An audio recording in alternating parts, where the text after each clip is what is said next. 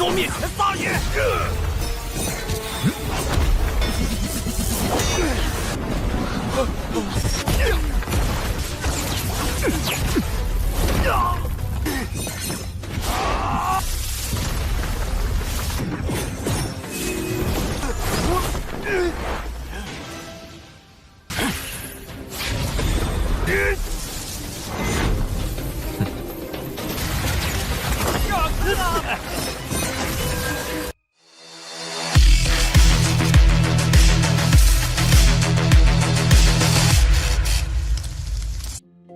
！Halo semua, selamat datang di Ruang Sinema. Bagaimana kabar kalian semua? Semoga selalu sehat dan baik-baik saja. Sesuai jadwal, jadi pada hari ini kita akan kembali melanjutkan series Donghua Martial Master episode terbaru. Bagi yang mau bergabung dengan series ini, kita sudah sediakan playlistnya. Jadi kalian bisa dengan mudah mencari di mana episode awal dari series ini. Sebelum kita mulai episode terbarunya, kita akan melihat dulu apa saja yang terjadi pada episode sebelumnya.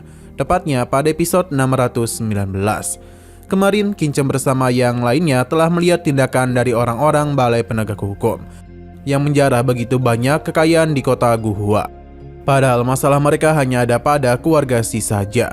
Namun mereka memanfaatkan kondisi itu untuk bisa menuduh para pengusaha kaya raya menjalin hubungan dengan keluarga Si.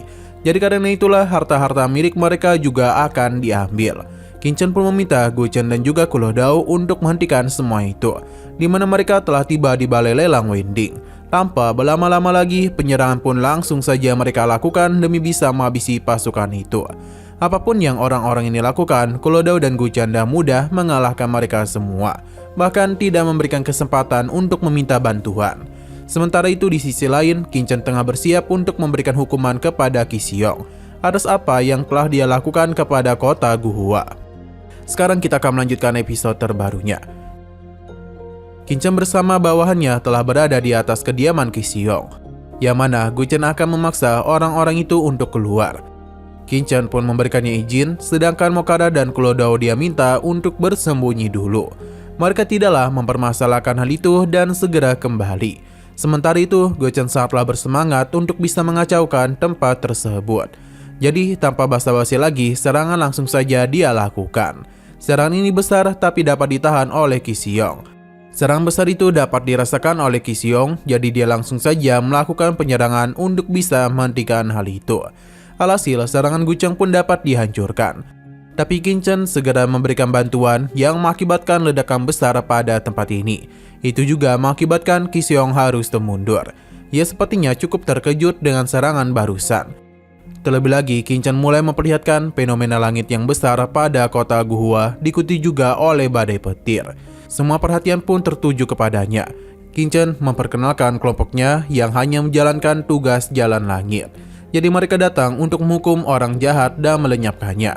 Alih-alih takut, Qixing langsung saja menggunakan seluruh kemampuannya untuk bisa berduel dengan Kinchen.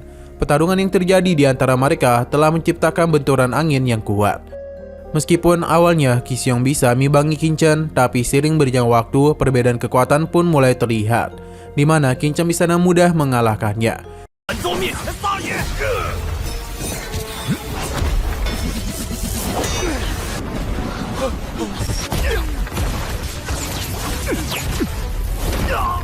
Selain itu, Guchen juga mulai bertindak untuk bisa mengalahkan para bawahan Qixing. Tidak ada yang bisa mereka lakukan selain menerima serangan manja dari Guchen. Melihat kehebatan mereka membuat orang-orang ini penasaran dari manakah mereka berasal. Qixing yang sudah terluka penasaran siapa Kinchen, karena sudah sangat berani berbuat seperti ini kepada aula penegak hukum. Kinchen kembali memperkenalkan kelompoknya. Qixing tidak terlalu peduli dan ia kembali bangkit untuk bisa menyerang Kinchen. Hanya saja serangan yang dia lakukan itu masihlah mampu Kinchen atasi dengan sangat mudah. Akibat benturan antara dua kekuatan itu, terciptalah sebuah ledakan besar yang bisa dilihat oleh semua orang, bahkan dari kejauhan sekalipun. Garis dari kedai Taegu penasaran siapakah sebenarnya sosok di balik kelompok Jalan Langit. Secara diam-diam, Kinchen juga telah menyiapkan formasi dalam pikirannya. Jadi dia itu bisa dengan mudah menggunakannya untuk bisa mengalahkan Qixing. Ia tidak bisa berbuat apa-apa selain menerima serangannya saja.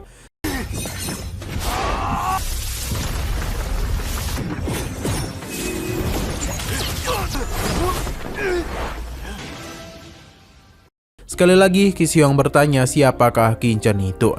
Namun tidak ada jawaban yang dia dapatkan. Ki Xiong pun memberikannya ancaman karena dia adalah ketua cabang Aula Penegak Hukum. Jadi dia menjamin Qin Chen tidak akan berani menghabisinya. Namun Qin Chen hanya tertawa saja. Pasalnya atas nama Jalan Langit, daripada hari ini dia akan mewakili benua Tianwu atas apa yang telah terjadi pada kota Guhua. Balai Penegak Hukum telah sangat berani menghabisi para kultivator yang tidak bersalah pada benua ini. Jadi mereka harus menerima hukuman langsung darinya. Pertarungan pun kembali lagi terjadi di antara mereka berdua.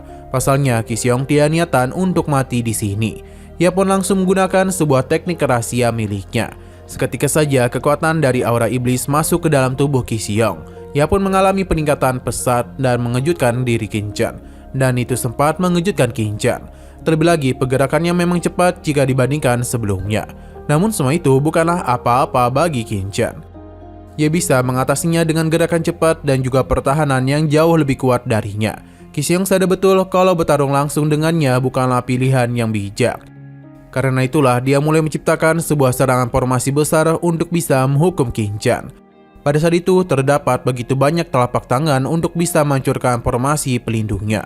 Dengan daya serangan sebesar itu, Ki Xiong percaya diri kalau itu adalah akhir hidup dari Qin Chen. Hal yang sama juga dirasakan oleh para bawahannya.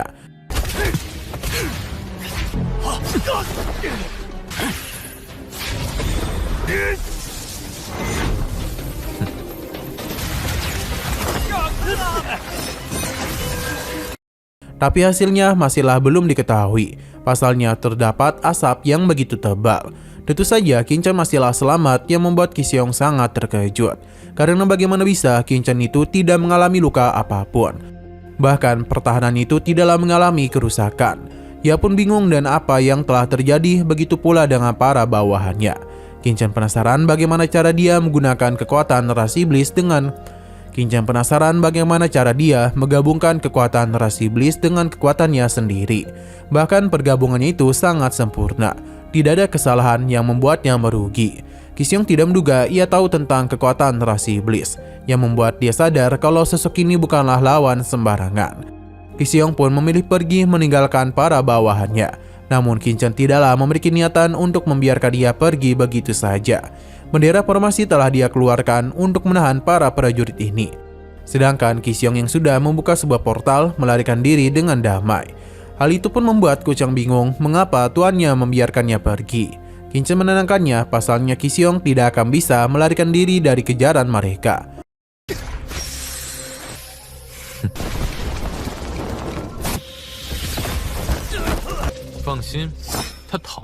Mereka pun akan melakukan pengejaran, tapi sebelum itu Qin Chen hendak memberitahu orang-orang ini kalau kelompok Jalan Surga merupakan rahasia kuno yang diam-diam menjaga kedamaian di daratan ini.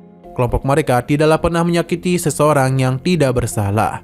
Nah, sayang sekali lagi seru-serunya, episodenya pun harus bersambung dulu.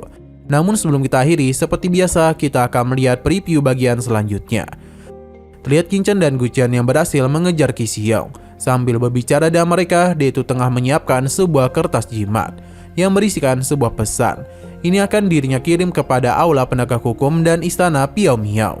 Dan begitu keberadaan mereka dapat diketahui oleh dua kekuatan besar. Hanya saja Ki Xiong terlalu percaya diri, pasalnya kertas jimat yang dia kirimkan tak akan bisa keluar. Alhasil Ki Xiong hanya bisa tersenyum malu tanpa bisa berbuat apa-apa.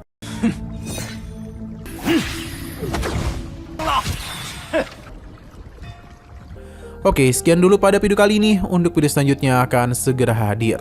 Jadi bagi kalian yang ingin mengikuti series ini, langsung saja klik subscribe dan aktifkan loncengnya.